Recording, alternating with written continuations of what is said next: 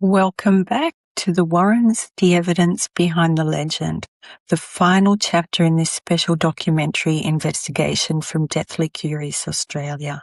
I'm Monique. In the last episode, we followed Ed and Lorraine Warren as they built their reputation, examined the foundations of their work, and explored how they became two of the most recognisable names in the paranormal.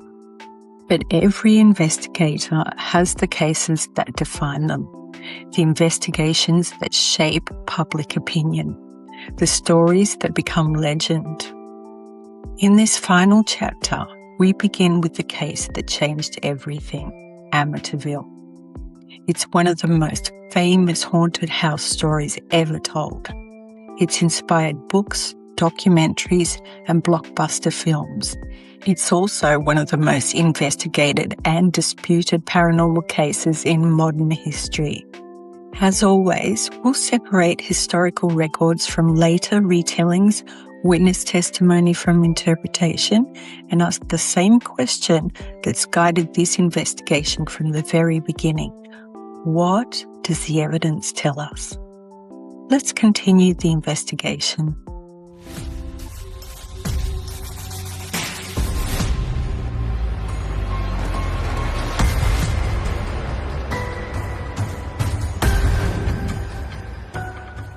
By the spring of 1976, Ed and Lorraine Warren had already spent more than 2 decades investigating reports of hauntings and unexplained phenomena throughout New England. They'd built a respected reputation within paranormal circles, founded the New England Society for Psychic Research, lectured across the country, and investigated hundreds of cases. But outside those circles, they were still relatively unknown. That was about to change. To understand why Amityville became the case most people associate with the Warrens, we first need to understand the case they walked into. On the 13th of November 1974, 6 members of the defame family were murdered inside their home at 112 Ocean Avenue in Amityville, New York. Ronald defame Jr. was later convicted of the murders.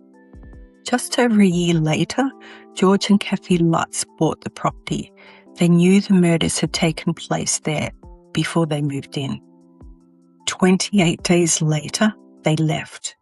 According to the Lutz family, those 28 days were filled with terrifying and unexplained experiences that forced them to abandon the home. Now, here's something that immediately caught my attention. Long before there was a best-selling book, long before Hollywood, the story was already making newspaper headlines. And something else surprised me. Even those very first reports didn't present just one explanation. Alongside the Lutz family's claims were people suggesting far more ordinary reasons for why they may have left. Right from the very beginning, there were competing narratives. That became a recurring theme throughout this investigation. Then my curiosity took me somewhere I'd never really stopped to think about before. Like many people, I'd always associated Ed and Lorraine Warren with those famous 28 days. But when I started tracing the timeline, I realized something. They weren't there. Ed and Lorraine Warren did not investigate the alleged haunting while the Lutz family were living in the house. They entered the story only after the family had already fled. That completely changed the way I looked at Amityville, because it made me ask a different question. If the Warrens weren't there during the events everyone talks about, what exactly did they investigate? On the 6th of March 1976, the Warrens joined a multidisciplinary investigation of the now empty house. They weren't alone. Also present were journalists, photographers, psychical researchers, psychics, and investigators from other organisations. This wasn't simply Ed and Lorraine walking into an empty house by themselves. It was a widely observed investigation of a property that had already become the focus of enormous public attention. According to Lorraine Warren, she experienced an overwhelming sense of oppression almost immediately. Throughout her life, she maintained that she encountered an intensely malevolent presence inside the house. Ed Warren reached much the same conclusion. He believed something profoundly evil remained attached to the property and later described Amityville as one of the most significant investigations of his career. Now, it's important to separate two different things. Those experiences were absolutely real to Ed and Lorraine Warren, but they were also personal experiences and interpretations. And not everyone who walked through that house that night reached the same conclusion. That was another moment that genuinely surprised me. I expected to find believers on one side and skeptics on the other. Instead, I found paranormal investigators disagreeing with other paranormal investigators. Some of the experienced researchers present did not publicly report obtaining objective evidence that convinced them the house was haunted. That doesn't prove the Warrens were wrong, nor does it prove the house wasn't haunted. It simply tells us there wasn't unanimous agreement, even among people investigating the same location on the same night. Then I came across what is probably the most famous pieces of evidence connected to the Warrens' investigation, the so-called ghost boy photograph. I'd seen this image a few times over the years, and if you've ever spent any time interested in the paranormal, chances are you've seen it too. For years, it was presented as one of the strongest photographs ever taken during a paranormal investigation. But this time, instead of simply looking at the picture, I found myself asking a different question. Who else was actually inside the house that night? The photograph was taken by investigator Gene Campbell using infrared cameras during the Warrens' investigation. It appears to show what looks like a young boy peering around a doorway, his eyes glowing brightly in the infrared image. Then I came across a theory I'd heard mentioned before, but never really looked into. Some researchers believe the figure may actually be investigator Paul Bartz, who was inside the house that evening. So I compared the images for myself, and I'll be honest, I can absolutely understand why people think it looks like him. The facial features, the hairstyle, even the position in the doorway, they're similar enough that it's a perfectly reasonable question to ask. But here's where we need to be careful. Looking similar isn't the same as proving they're the same person. Despite the comparisons that have been made over the years, there's never been a conclusive identification of the figure. Paul Bartz never publicly confirmed it was him. Gene Campbell never definitively identified the subject, and the original negatives have never provided a definitive answer. So where does that leave us? The photograph remains exactly as it has always been, an intriguing image, and that has inspired decades of debate. One that has plausible, ordinary explanations, and one that, despite almost 50 years of discussion, has never been conclusively explained either way. Another claim I wanted to investigate was one I'd heard repeated countless times over the years, that the Warrens performed an exorcism at Amityville. So I went looking for the evidence, and what I found was quite different. The historical record points to a Catholic house blessing being performed shortly after the Lutz family moved in by a priest connected with the family. But I couldn't find evidence that Ed and Lorraine Warren carried out an official Catholic exorcism inside the house. It seems that over time, different parts of the Amityville story have become blended together in the public imagination. As I continued digging, another question kept nagging at me. If this house was permanently haunted, what happened to the people who lived there afterwards? The best documented later occupants, James and Barbara Cromartie, lived in the house for around a decade. They consistently reported experiencing nothing like the terrifying events described by the Lutz family. Instead, they said their biggest problem was the endless stream of tourists arriving outside their home. Now, that doesn't prove the Lutz family's experiences weren't genuine, but it is an important piece of the historical record. And it's exactly the sort of evidence we need to consider if we're trying to understand the case as investigators rather than simply storytellers. So, after everything we've examined, what can we honestly say? Several things are firmly established. The defame murders occurred. The Lutz family lived in the house for 28 days before leaving. The Warrens investigated only after the family had departed. Ed and Lorraine Warren truly believed they had encountered something malevolent during their investigation. Beyond those points, the evidence becomes less certain. The reported paranormal events inside the house remain largely dependent on witness testimony. The ghost boy photograph remains unresolved. Other investigators present did not publicly reach the same conclusion as the Warrens. None of this proves the house was haunted. Neither does it prove it wasn't.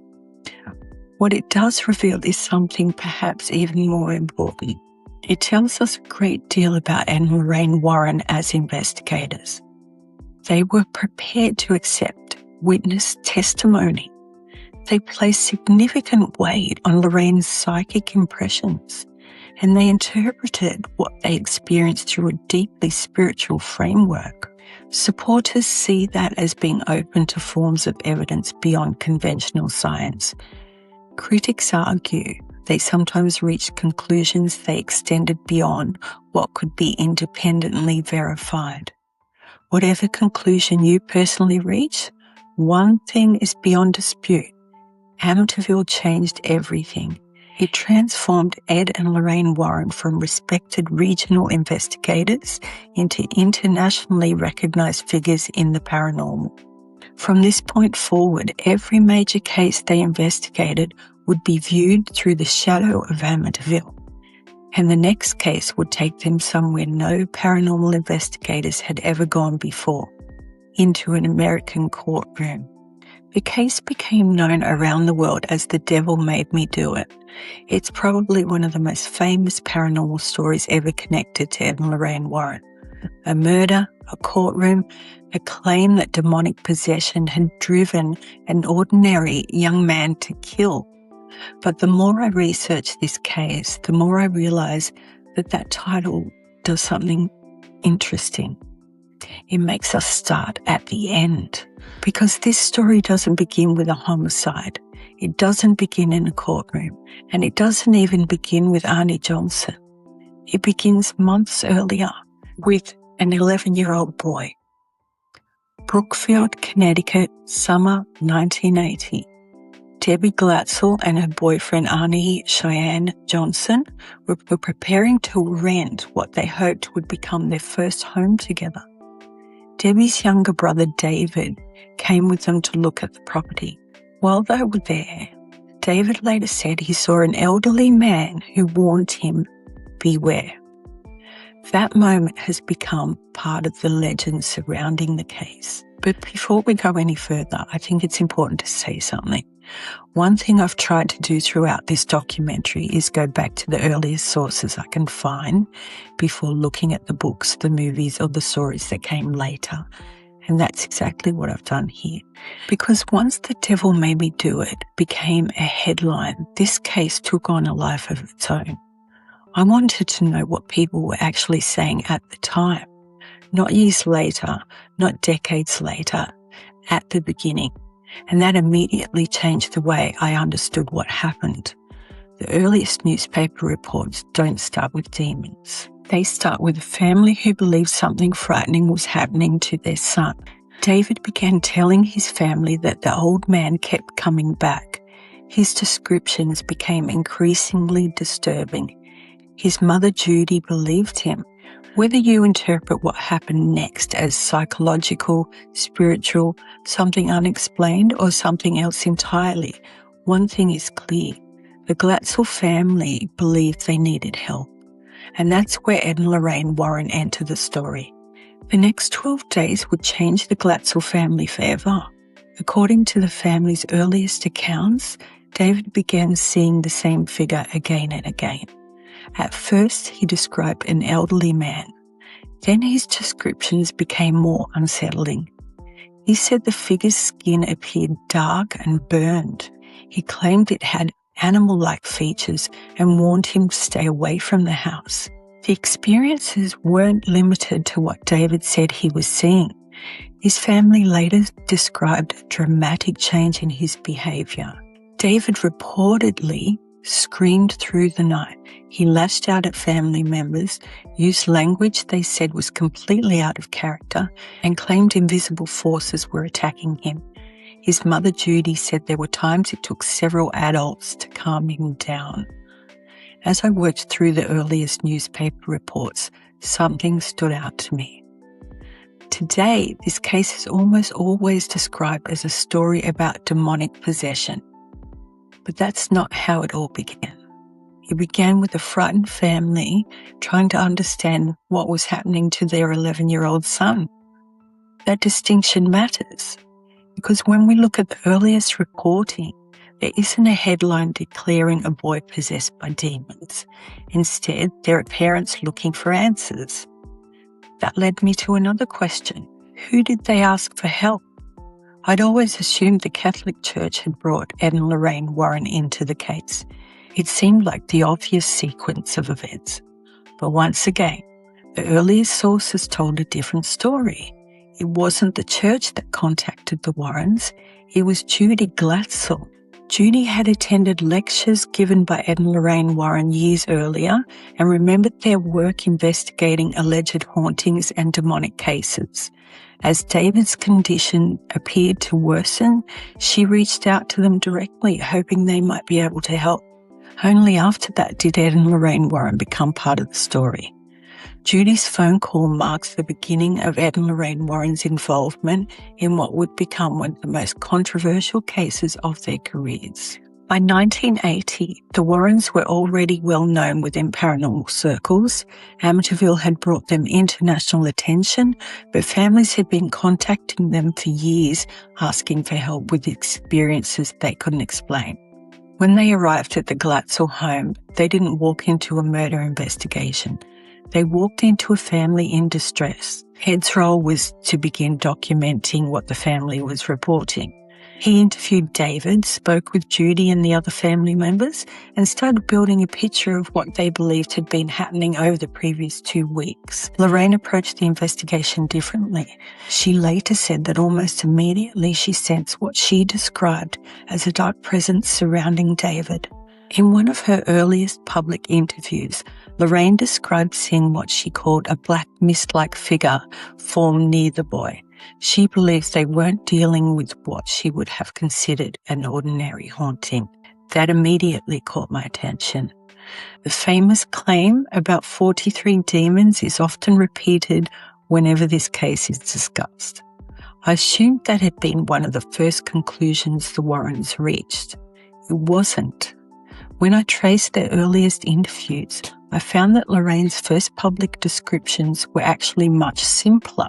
She spoke about sensing darkness, a black mist, an overwhelming negative presence. It was Ed who later explained that during the family's deliverance sessions, David had identified what Ed believed were 43 separate demonic entities. That raised another question for me. How did the Warrens reach that conclusion? Ed later said they asked the entities to identify themselves, and David responded with 43 names. What I couldn't find was a public record of those names or an explanation of how they were documented. That doesn't mean the sessions didn't happen.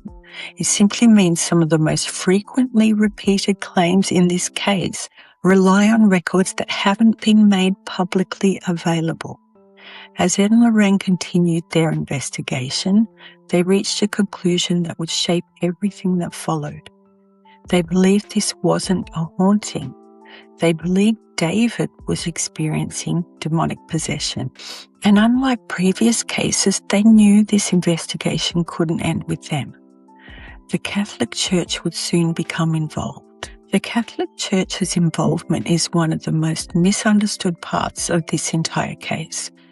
For years, I'd heard people say the church confirmed David was possessed. Others claimed the church wanted nothing to do with it. Neither turned out to be entirely accurate. The earliest reports paint a much more careful picture. As the Warrens continued their investigation, Catholic priests also began visiting the Glatzel family. They prayed for David. They carried out what the Warrens later described as deliverance rites, sometimes referring to them as lesser exorcisms. The important thing is that the church itself used much more cautious language. As I dug through contemporary newspaper reports, I found the diocese wasn't rushing to declare David possessed. Quite the opposite. Church officials said they wanted psychological and medical causes properly considered before approving a formal exorcism. That surprised me. I think sometimes people imagine the church immediately embracing supernatural explanations. What I found was an investigation that appeared to be methodical, open to the possibility that something extraordinary might be happening, but equally unwilling to reach that conclusion too quickly. That doesn't mean the priests dismissed the family, far from it. They continued visiting the home, they prayed for David, Mass was celebrated in the house. And according to the diocese, one priest in particular, Father Francis Vergulac, was assigned to investigate whether there was evidence that something beyond the ordinary might be taking place. Another thing caught my attention. The priests themselves rarely spoke publicly. At the time, the diocese instructed those involved not to discuss the case with the media. That meant much of what the public came to know about these visits came through Ed and Lorraine Warren, the Glatzel family, and later the defense lawyer. I couldn't help wondering, what did those priests actually witness? It's a question that's surprisingly difficult to answer. Not because they weren't there, we know they were, but because they largely remained silent. That silence became part of the story. While the church continued its investigation, Ed and Lorraine Warren believed they already understood what they were dealing with. Then something happened that would change the direction of the case forever. According to everyone present, Arnie Johnson stepped forward. According to the family, David's condition continued to deteriorate over the weeks that followed. The Warrens believed whatever they were dealing with wasn't leaving. And that's when the story takes the turn that would eventually make headlines around the world. During one of the confrontations, Arnie Cheyenne Johnson reportedly challenged what he believed was tormenting David. The exact words vary depending on the source. Some accounts have him saying, "Take me on." Others remember it as, "Leave the little boy alone and take me instead." But every version tells the same story. Arnie believed he was protecting David. When I traced that moment back through earliest reporting, something stood out. The event itself appears consistently. The dialogue doesn't. It isn't unusual in cases remembered over decades, especially events that happen during an emotionally charged situation. So rather than focus on the exact words, I think it's more important to focus on what everyone involved believed had happened. The family believed Arnie had deliberately challenged the force they thought was tormenting David. Ed and Lorraine Warren believed that challenge had consequences. According to the Warrens, the oppression they believed had affected David was now focused on Arnie. The Catholic Church never publicly confirmed that conclusion. Neither did police. It remained the Warrens' interpretation of what happened next. Over the following months, Debbie later said she noticed changes in Arnie. She described periods where he seemed distant. She recalled moments that he would stare blankly into space before suddenly returning to normal, with little or no memory of what had just happened. Those observations came primarily from Debbie and those closest to him. I couldn't find independent accounts from workmates, neighbours or others describing the same changes before Alan Bono's death. That doesn't mean Debbie was wrong. It simply means those reports remain personal testimony rather than independently documented observations. At this point in the investigation, something else struck me. Everyone involved was now looking at the same event through a different lens. The family believed Arnie had sacrificed himself to save David. The Warrens believed a demonic presence had transferred from one person to another. The church continued its own cautious investigation. And the police? The police weren't involved at all. Not yet. That would change on the 16th of February, 1981. On the afternoon of February the 16th, 1981, several people gathered at the Brookfield Kennels where Debbie worked as a dog groomer. Her employer was Alan Bono, a 40-year-old kennel manager who had become friends with both Debbie and Arnie. The couple were also renting an apartment above the kennels, so this wasn't a meeting between strangers. It was an ordinary afternoon. Lunch, conversation, some drinking. Nothing about the day suggested it would become one of the most talked about criminal cases in American history. As the afternoon went on, witnesses described tensions beginning to arise. Accounts differ about exactly what sparked the argument. Alcohol had been consumed. There was an exchange between Alan Bono and Arnie Johnson. Then suddenly, Arnie pulled a pocket knife. Alan Bono was stabbed several times before collapsing. He died a short time later. Arnie fled the scene but was arrested not long afterwards. Those facts aren't in dispute. They come from police reports, witness statements, and the court record. What happened in the moments leading up to the stabbing? That's where the story begins to divide. The prosecution argued this was a homicide that followed an argument involving alcohol.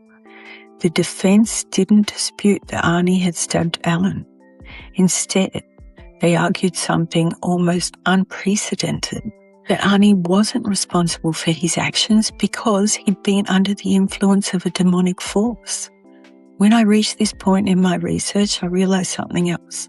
I'd always heard this described as the first time the devil made me do it was used as a legal defense. That isn't quite what happened. Arnie himself consistently maintained that he couldn't remember the attack. The phrase, "the devil made me do it," wasn't something he was known to have said. It became the media's way of describing the defense strategy that was being prepared by his lawyer, Martin Manella. That distinction might seem small, but I think it's an important one, because before this case even reached a courtroom, the headline had already become bigger than the evidence. And once the trial began, the judge would be faced with a question no American court had ever seriously considered before. Could demonic possession ever be recognized as a legal defense? The answer came surprisingly quickly. Before the jury had ever heard the case, the judge made a decision that would shape everything that followed. Evidence relating to demonic possession wouldn't be heard. When I first read that, I wondered why. Was the judge dismissing religion? Was he dismissing the Warrens? The more I read, the clearer it became. That wasn't really the issue. The court wasn't being asked whether demons existed. It was being asked whether possession could be tested as evidence in a criminal trial. Judge Robert Callahan decided it couldn't. The proposed defense was ruled inadmissible before the trial properly began. That meant the jury never had to decide whether Arnie had been possessed. Instead, They were asked a much more familiar question.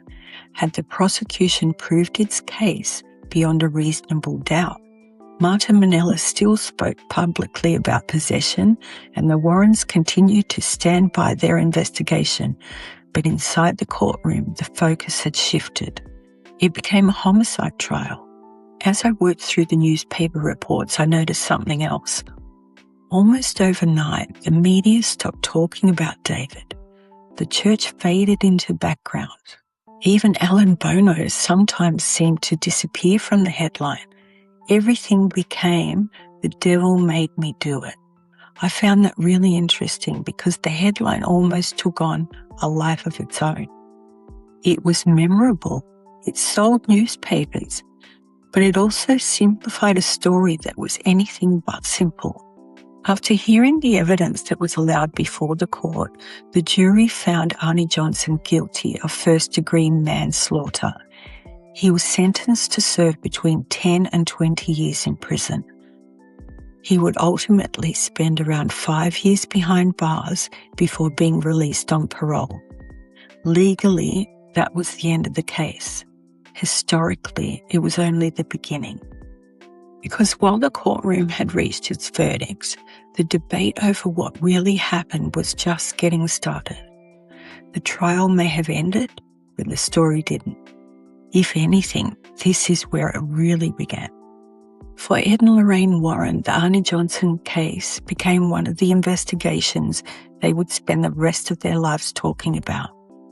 It appeared in lectures, it appeared in interviews. Eventually, it became the basis of Gerard Brittle's book, The Devil in Connecticut. Years later, it would inspire films, documentaries, and endless debate. As I started comparing those later accounts with the earliest newspaper reports, I found something I wasn't expecting. The heart of the story stayed remarkably consistent. The Warrens never changed their central belief that David had been under demonic attack, that Arnie had challenged whatever was tormenting him, and that the events leading to Alan Bono's death were connected. What did change was some of the detail. The further I traced the story through the years, the more extra pieces seemed to appear. Sometimes it was additional dialogue.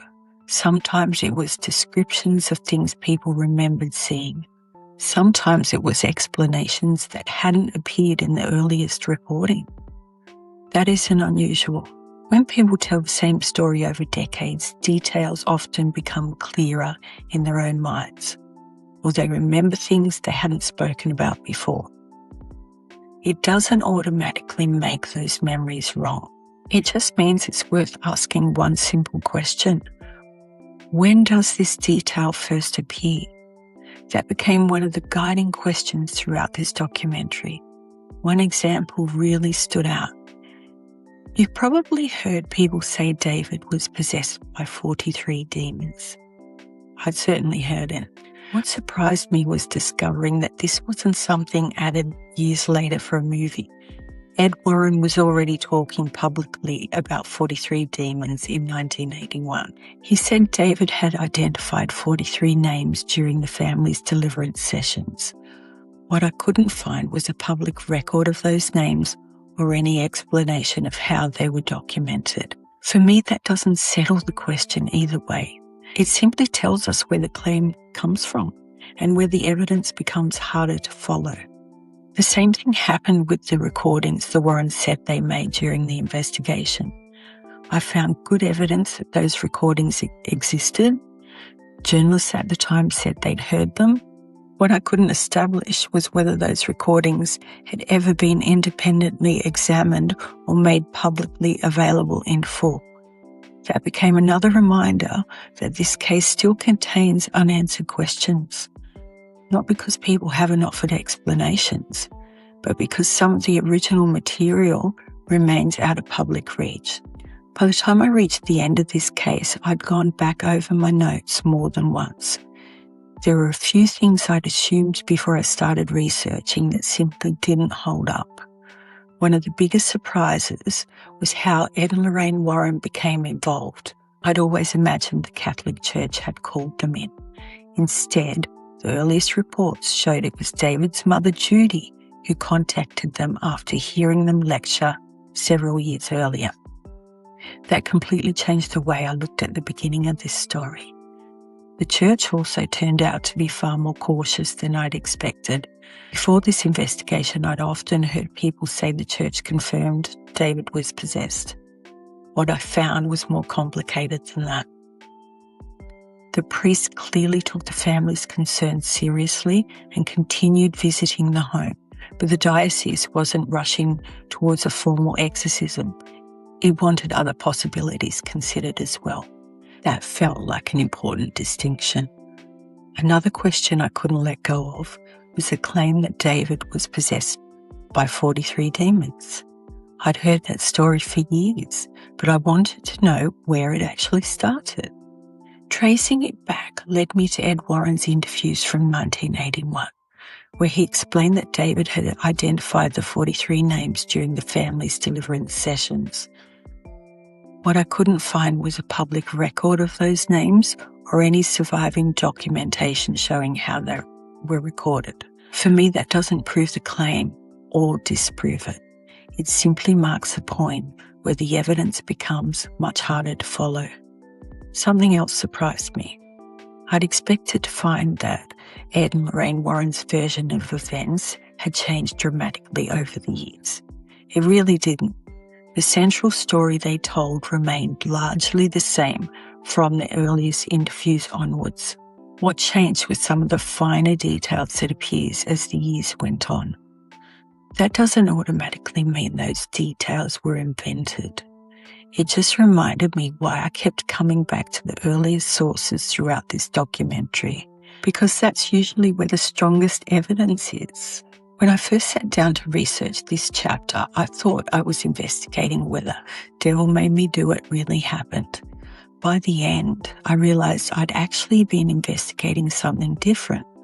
I was tracing how one of the Warrens' most famous cases became part of modern folklore. And like so many stories we've explored in this documentary, the history is often more interesting than the legend. By the time the Arnie Johnson case was over, Ed and Lorraine Warren had become two of the most recognizable names in paranormal investigation. Families across America were reaching out, hoping the Warrens might be able to help them when they felt they had nowhere else to turn. The next case would take them to Southington, Connecticut. If you've ever heard of this case before, there's a good chance it was through a haunting in Connecticut. Between the book, documentaries, and the film, it's become one of the Warrens' best-known investigations. I'll admit, before I started researching it, I thought I had a pretty good idea of what happened too. I was wrong. Once I started tracing the story back to its earliest sources, I realized it didn't begin with a haunted house. It began with a family facing something far more real.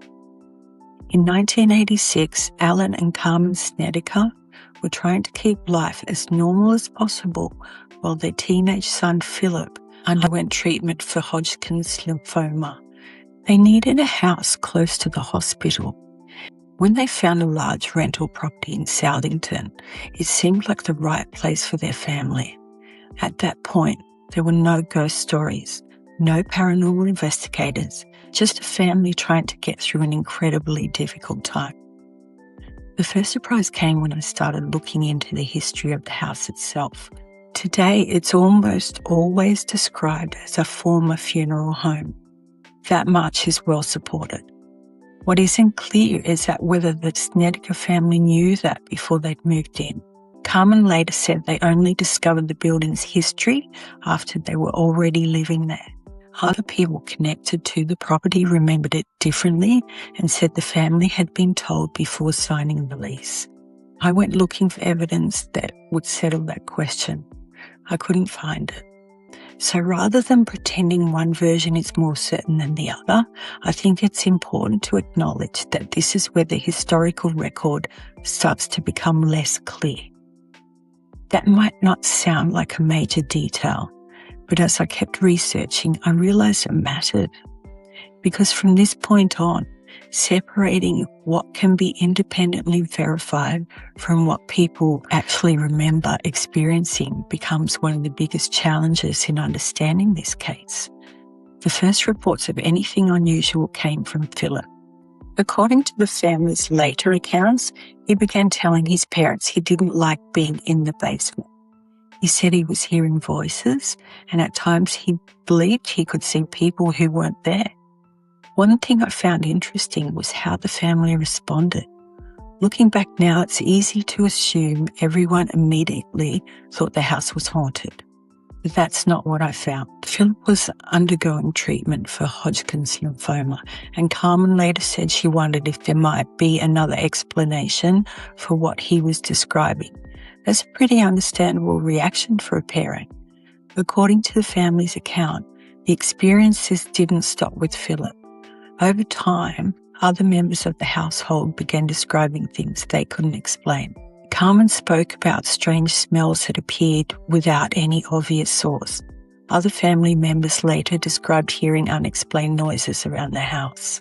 As I worked through the available interviews, I kept asking myself the same question. Could anyone outside the family confirm these experiences? I couldn't find anyone who said they'd been inside the house during this period and witnessed the same events. That doesn't mean the family's experiences weren't genuine.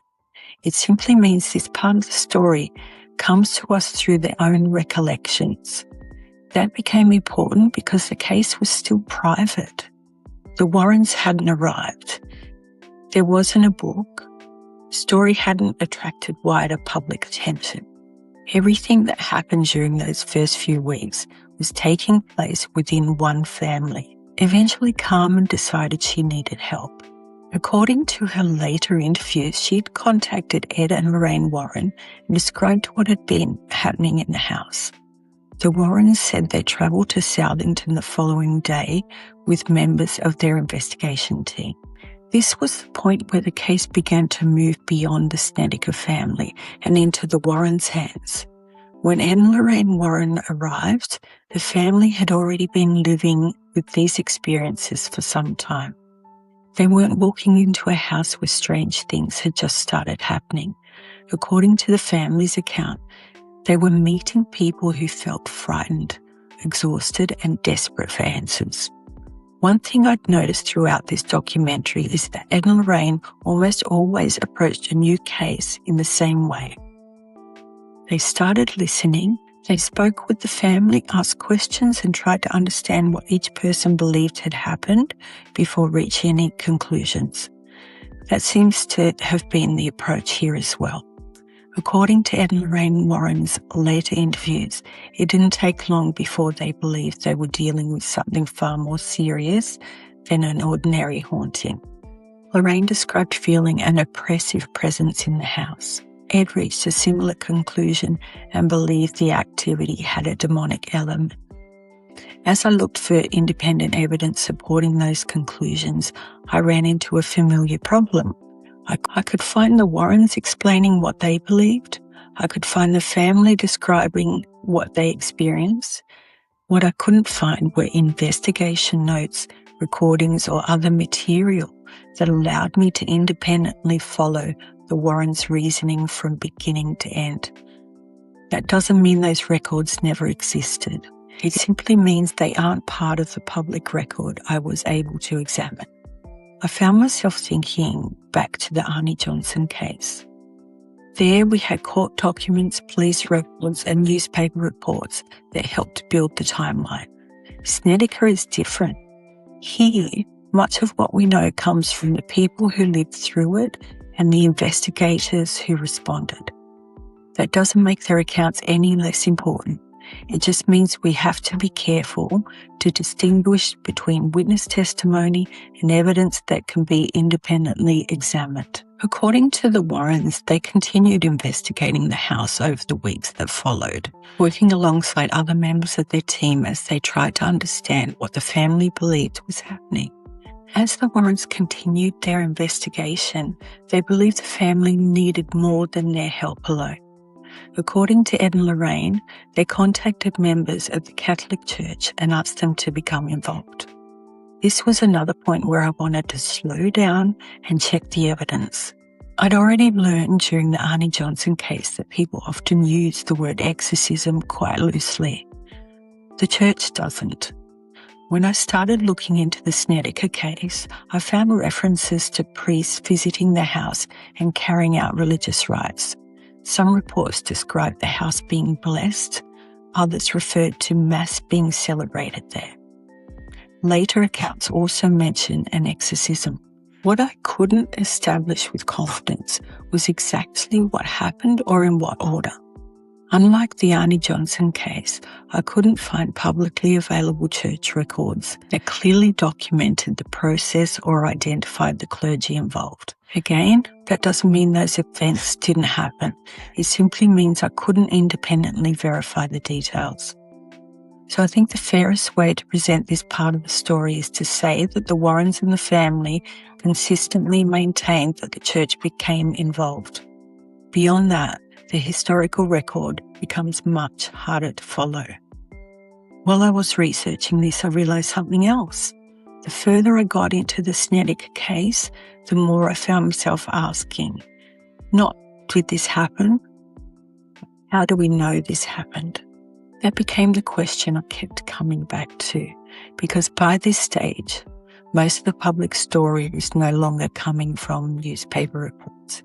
It was coming from interviews, books, and the people who'd lived through it. Understanding where those accounts came from became just as important as the accounts themselves. As I continued, another person entered the story. His name was Ray Garton. Ray was an established horror author who was approached to write a book about the Snedeker case.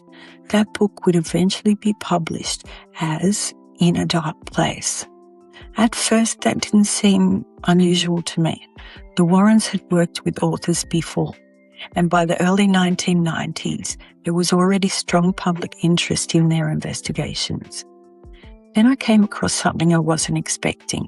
Years after the book was published, Ray spoke openly about the difficulties he said he experienced while researching it.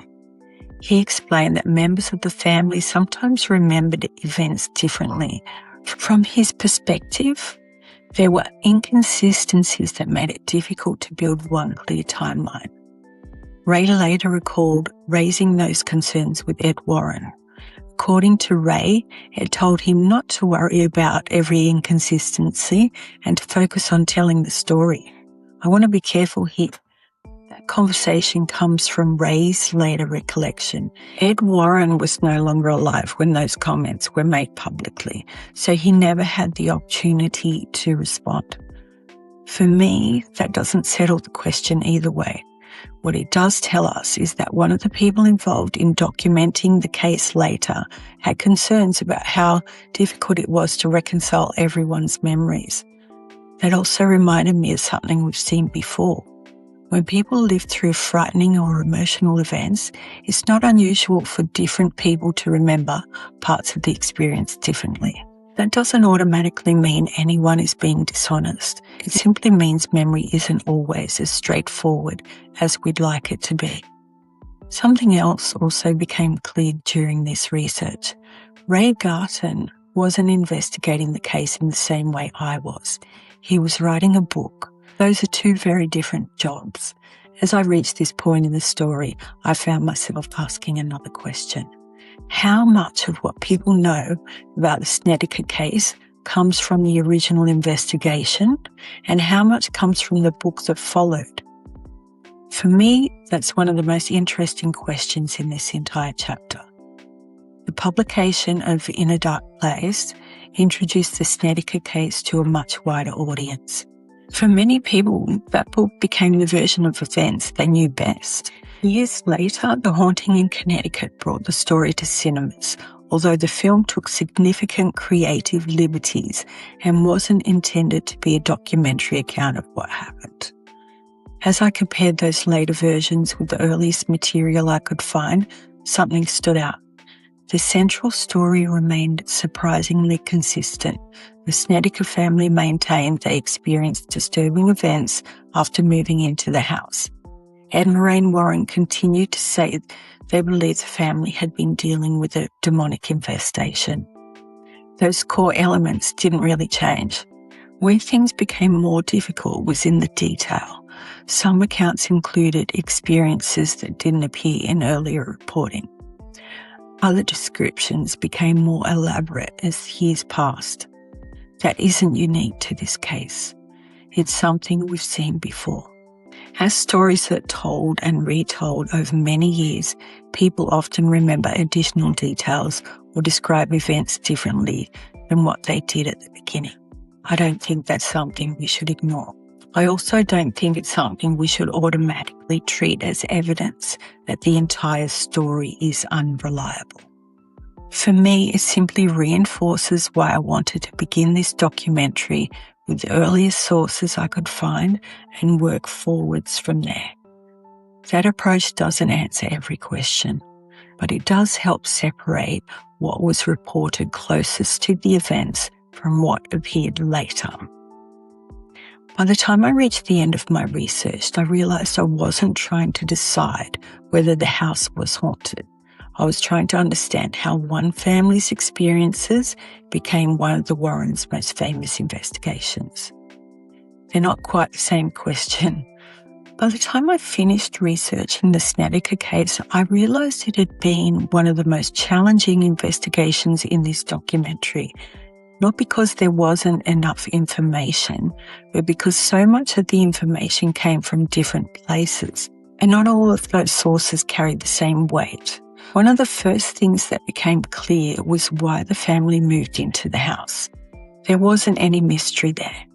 Alan and Carmen Snedeker were trying to stay close to the hospital where Philip was receiving treatment for Hodgkin's lymphoma. That part of the story is well supported. Another question I wanted to answer was whether the family knew they were moving into a former funeral home.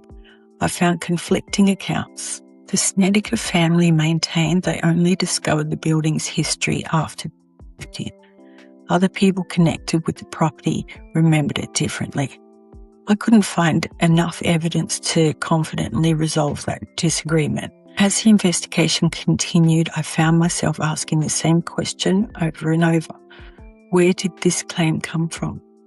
Sometimes the answer was straightforward. Other times the trail led back to later interviews or published accounts rather than records created at the time.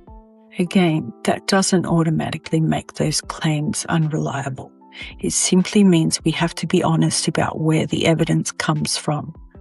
Something else became obvious as I compared this case with the others we've investigated. The historical record isn't the same. With Amityville, there were extensive newspaper reports almost from the beginning. With Arnie Johnson, there were police files, court records, and statements from the church. Snedeker is different.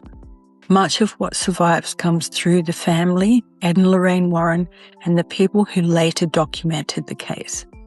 That doesn't prevent us from investigating it. It just changes the way we have to evaluate the evidence. One person who became part of that history was Ray Garton. His later comments about the difficulties he experienced writing in a dark place deserve to be part of the conversation. So do the responses from people like John Zaffis, who has consistently defended the investigation and maintained that what he witnessed was genuine. I don't think either perspective should be ignored. Perhaps the biggest lesson I took away from this chapter is that some investigations leave us with more questions than answers. For me, the Snedeker case isn't just about whether a house was haunted.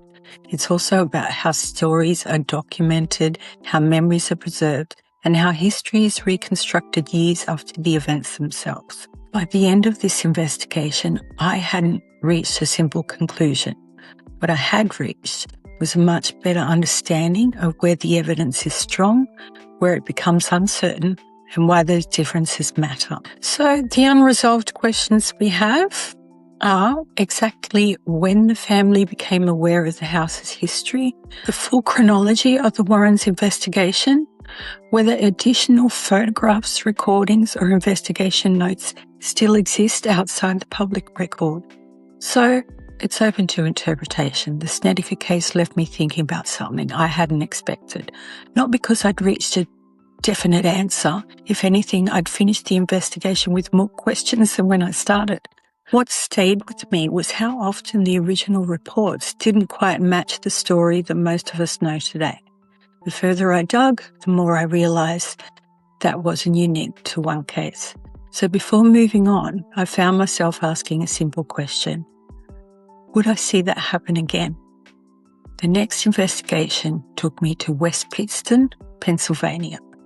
If you've ever looked into the Warrens' work, you'll probably recognise the name Smurl.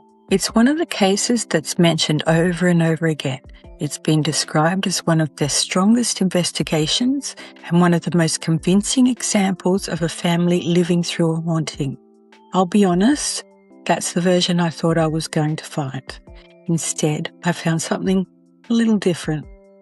One of the first things I do with every case is to ignore everything that came afterwards. No documentaries, no films, no books written years later. I go back to the beginning, because that's usually where the clearest picture is.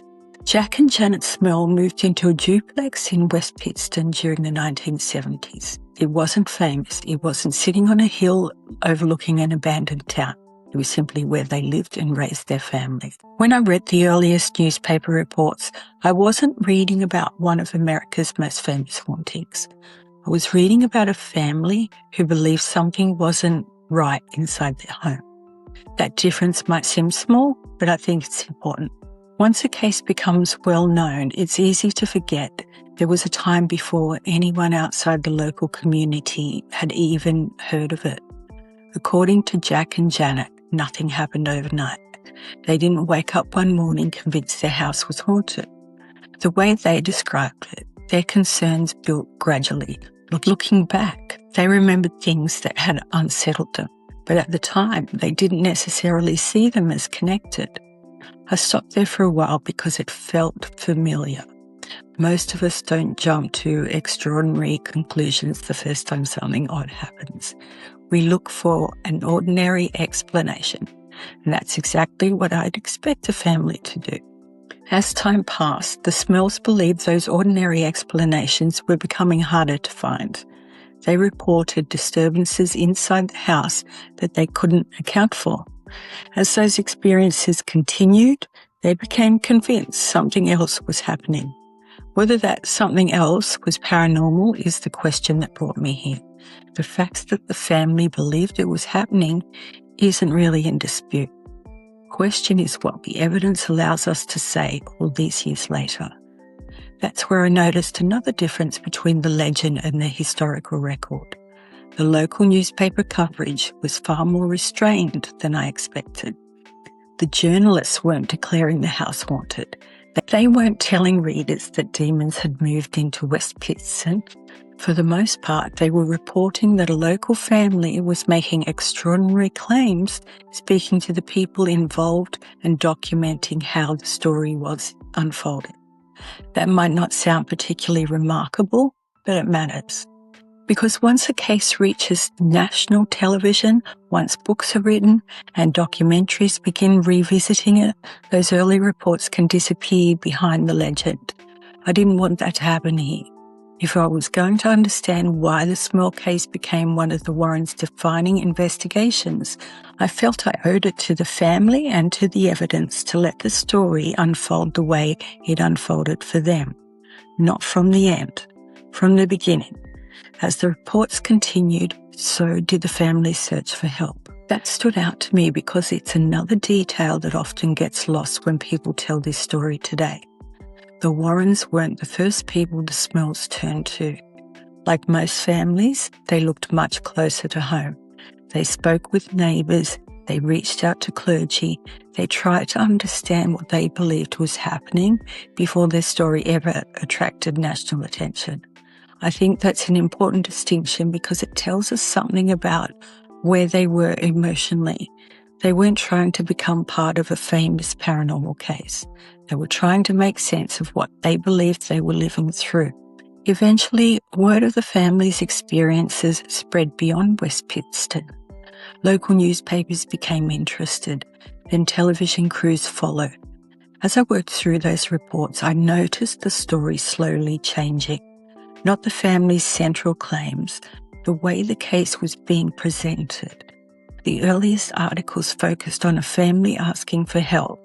The later coverage focused on the haunting itself. It's a subtle shift, but it changes how we experience the story. Once television became involved, the case reached a much bigger audience, and with that came much bigger expectations. People wanted answers. They wanted to know whether the house was really haunted, whether demons were involved, whether anyone could prove what the family was claiming. That's when Ed and Lorraine Warren entered the story. By this point, they were already well known for investigating claims of hauntings across the United States. Their reputation meant that whenever they became involved in a case, public interest usually increased. The Smurl investigation was no exception. Reading through the interviews given over the years, it's clear the Warrens believed the family was experiencing something truly paranormal. They interpreted the reported activity through the same framework we'd already seen in previous investigations. That caught my attention, not because it proved they were wrong, because now we'd reached another case where the interpretation followed a familiar pattern. Throughout this documentary, I've tried to separate two questions. What did people say happened, and what explanation was given for those experiences? Those aren't always the same question. In the Smurl case, the family described events they believed were real. The Warrens concluded those events pointed towards a demonic presence. Whether that conclusion is supported by the available evidence is something we still need to examine. One thing I wanted to understand is how much of the Warrens' account could be independently confirmed. That's where the investigation became a little more complicated. The family's involvement with local clergy is well documented. Priests visited the home. Prayers were offered. Blessings took place. What I couldn't find was evidence that the Catholic Church officially declared the house to be the site of a verified demonic infestation. I think that's a really important distinction. A priest responding to a distressed family isn't unusual. House blessings happen for many reasons. They're part of normal pastoral care. That isn't the same thing as the church reaching a formal conclusion that supernatural activity had been confirmed. It's easy to see how those ideas become blurred over time. The more I compared contemporary reporting with later interviews, the more careful I found myself becoming. Not skeptical, careful. Because once a story has been told for decades, it's surprisingly easy for interpretation to become part of the memory of the event itself. That's something we've seen in previous investigations, and here it was again. One question kept coming back to me while I was researching this case. What did anyone outside the Smurl family actually witness? It's a simple question, but it changes how you read the evidence. The family's experiences are central to this investigation. They're the reason the case exists at all. At the same time, many of the most extraordinary claims happened inside the home without independent witnesses or physical evidence that can still be examined today. That doesn't mean those experiences didn't happen. It means I'm careful about the difference between a reported experience and something that can be verified independently. For me, that's one of the most important distinctions in this entire documentary. As I moved through the timeline, I noticed something else. The core of the family story stayed remarkably consistent. They continued to describe a home where they believed something unexplained was happening. What changed over the years wasn't so much the heart of the story, it was the way the story was told. The earliest reports leave room for uncertainty. Later interviews often sound much more certain. I don't think that's unique to the Smurl case. Memory isn't a recording that we replay years later. We naturally organise our experiences into a story that makes sense to us. That's true whether we're talking about a childhood memory, family holiday, or something frightening. Knowing that doesn't tell us what happened inside the Smurl house. It does remind us to give greater weight to the sources created closest to the events themselves. That became my guide for the rest of this investigation. Whenever I found a dramatic claim in a later interview, I'd ask myself one question: can I trace this back to the earliest reporting? Sometimes the answer was yes, sometimes it wasn't.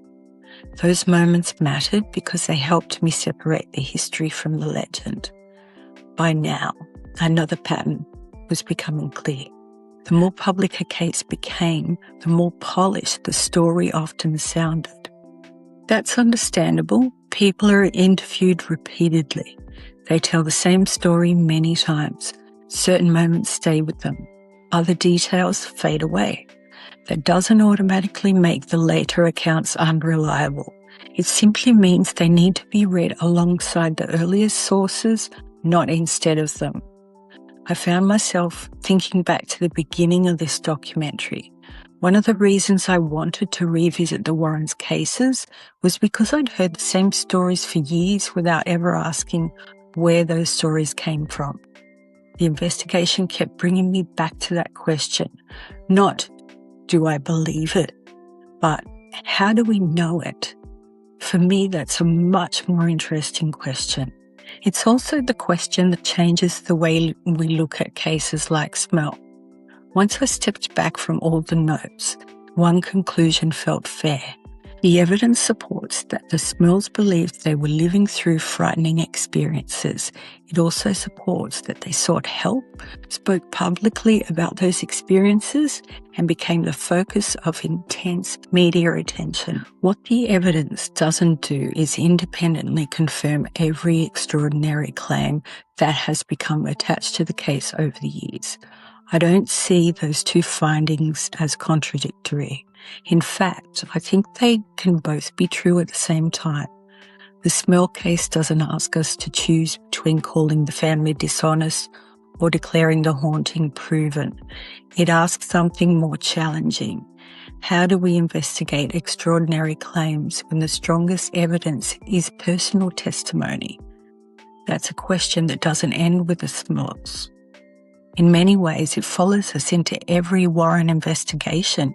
By the time I'd finished researching the Smurl case, I'd realised I wasn't leaving with the answer I'd expected. I wasn't walking away convinced I'd proved a haunting. I also wasn't walking away thinking I'd uncovered a deliberate hoax. The evidence simply doesn't support either of those conclusions with confidence. What it does support is a family who consistently described experiences they believed were real. It supports the fact that they asked for help. It supports the involvement of Ed and Lorraine Warren. It supports the enormous media attention that followed. Beyond that, the picture becomes far less certain. For me, that's where this investigation became interesting. The further I looked, the less interested I became in deciding whether the house was haunted. I became much more interested in understanding how the case became part of the American paranormal history, because there's no doubt that it did. The Smurl case is still discussed decades later. It's been retold in books, documentaries, and interviews. Every new retelling introduces the story to a new generation. And with every retelling, there's an opportunity for small details to change, for memories to become more polished, or for interpretations to become accepted as fact. That isn't unique to this case. It's something we've seen more than once throughout this documentary. When I compare Amityville, Arnie Johnson, Snedeker, and now the Smurls, I don't see four identical stories. I do see reoccurring themes. Families trying to explain experiences they couldn't understand. Investigators interpreting those experiences through their own beliefs. Stories that grew as more people became involved. None of those observations tell us whether the paranormal exists. They do tell us something about the evidence, and that's been the purpose of this investigation from the very beginning. Not to tell you what to believe, to understand what the historical record actually says. The Smurl case reminds me that those aren't always the same thing. It's possible to respect the family's experiences while also recognizing the limits of what can be verified. It's possible to acknowledge the Warrens' influence without assuming every conclusion they reached was correct. And it's possible to leave a case with unanswered questions. In fact, I think that's the honest place to leave this one, because once I'd stripped away everything that had been added over the years, I wasn't left with a simple ghost story. I was left with something far more human, a family looking for answers, investigators who believed they had found them, and the story that had continued to grow ever since. As I closed the final source and looked back over every case we'd examined, it became clear that the Smurl investigation wasn't really an ending. It was the point where all of the investigations began connecting. The same questions kept appearing. The same challenges kept returning. And researching this next part, I actually had one of those moments where I had to stop. And I mean physically stop. Because throughout this entire documentary, I tried really hard to keep an open mind. You've heard me say over and over that I'm not here to prove or disprove the paranormal. I'm here to follow the evidence wherever it leads. So imagine my surprise when I came across a newspaper interview with Ed Warren claiming he'd investigated possessed Cabbage Patch Kids. Stop. Look, guys. I have a very open mind. I spend my life researching haunted places. I've walked through old prisons in the middle of the night. I've investigated places where people truly believe something unexplained happened. But then I read that a Cabbage Patch doll had allegedly levitated over a baby's crib, spoken in a demonic voice, and even choked a child. I actually put the article down. I made myself a coffee, came back and read it again because I honestly thought I'd misunderstood what I was reading. I hadn't. As unusual as these claims may sound today, they're worth looking at for a different reason. By the mid-1980s, the Warrens had become far more than investigators of haunted houses. They were public figures. They were appearing in books, lectures, television interviews, and supermarket tabloids during the height of America's satanic panic. The article attributed these claims to Ed Warren. However, despite searching for independent corroboration, I couldn't locate police reports, contemporary local newspaper coverage, or other evidence that substantiated the alleged incidents beyond the Warrens' own account. Whether these stories reflected genuine belief, media sensationalism, or some combination of the two is difficult to determine. What they do show is how the Warrens' public image had expanded and why separating documented investigations from extraordinary public claims becomes an important part of understanding their legacy. And in a strange way, that story became the perfect place to end the investigation, because it forced me to stop thinking about individual cases and start thinking about the bigger picture. As unusual as these claims sound today, they're worth looking at for a different reason. After spending so much time with these cases, I found myself thinking less about individual hauntings and more about the patterns that connected them. When I began this investigation, I wanted to know whether the evidence behind the legend lived up to the legend itself. The answer wasn't as straightforward as I'd expected. Across every case, I found people who'd appeared genuine in describing experiences that changed their lives. Whether those experiences had a paranormal explanation is another question, but I never felt it was fair to dismiss them simply because their stories were difficult to explain. I also found something else. The closer I stayed to the earliest sources, the more measured the stories often were. As the years passed, books were written, interviews were repeated, and documentaries revisited the same cases. That's where the stories often became more certain, more detailed, and more familiar to the versions many of us know today. That doesn't mean anyone deliberately changed the facts. It's a reminder that memory, belief, and storytelling all have a way of shaping how history is remembered. The Warrens became one of the biggest influences on that process. They didn't approach these investigations as scientists or forensic investigators. They approached them through a belief system they held deeply, and they interpreted what they encountered through that lens. For the families who asked for their help, that brought comfort, guidance, and in some cases hope.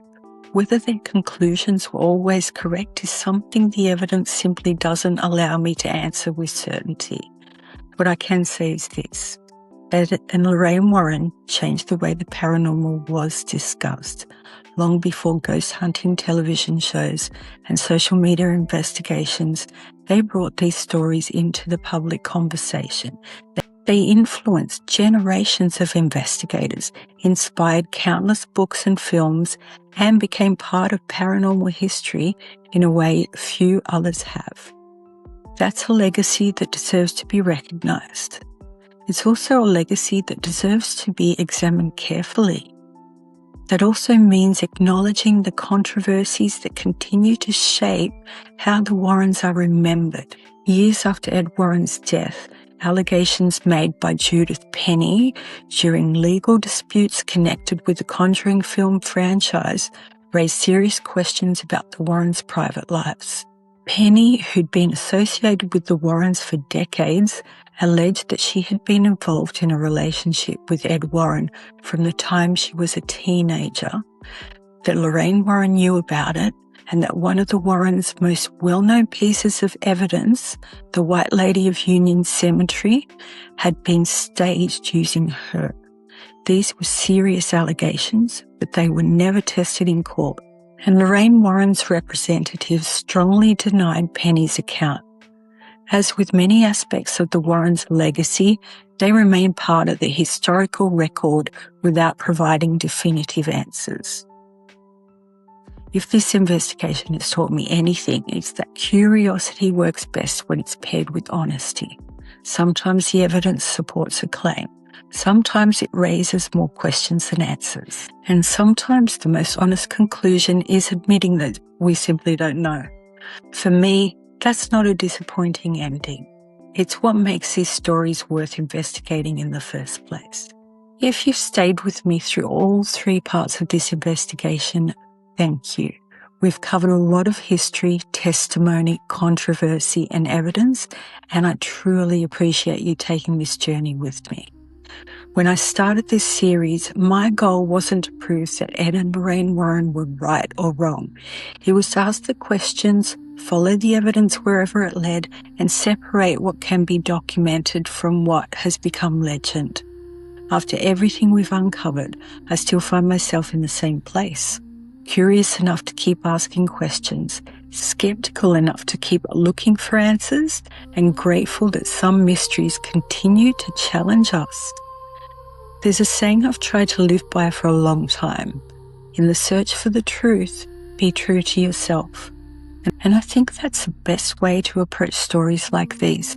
Stay open-minded, stay willing to question, but never stop thinking for yourself. Whatever conclusion you've reached about Ed and Lorraine Warren, their impact on paranormal history is undeniable. What I do find myself wondering is how their methods would translate in today's paranormal community. In an era where investigators often rely on digital technology, greater transparency, and peer discussion, would they investigate these cases differently? And would the public see them differently? We'll probably never know the answer, but perhaps that's exactly the point. The Warrens didn't just leave behind a collection of famous cases. They left behind a conversation that continues decades later. I'm Monique, and this has been The Warrens, the Evidence Behind the Legend. Thank you for joining me on this investigation.